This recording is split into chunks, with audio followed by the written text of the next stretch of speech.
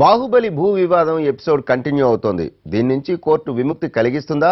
Revenue అధికారులు చెబుతున్నట్లుగా నిజంగానే తెలిసి ప్రభుత్వ భూమిని కబ్జా చేశాడా? కాదంటున్న ప్రభాస్ వాదనల్లో నిజమెంత? ఇలాంటి అంశాలపై ఇవాళ కోర్టు విచారణ జరపబోతోంది.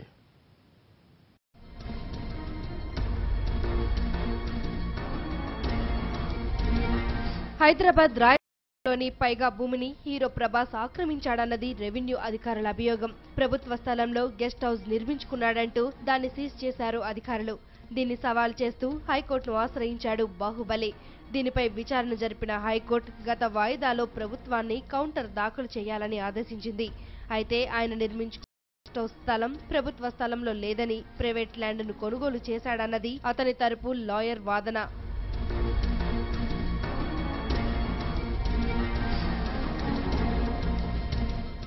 దీనిపై మరోమారు విచారణ జరిగింది. కౌంటర్ దాఖలు చేసిన రెవెన్యూ అధికారులు ప్రభాస్ నిర్మించుకున్న గెస్ట్ హౌస్ స్థలమే అని మరోమారు చెప్పుకొచ్చారు.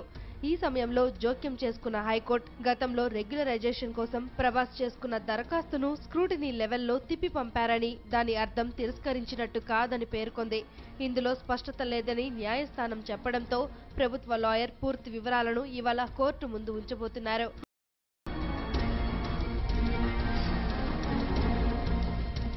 ఈ స్థలం ప్రైవేటుదే అనేందుకు తమ వద్ద పూర్తి ఆధారాలు ఉన్నాయని, వాదనలు వినిపించేందుకు సిద్ధంగా ఉన్నామని ప్రభాస్ లాయర్ అంటున్నారు.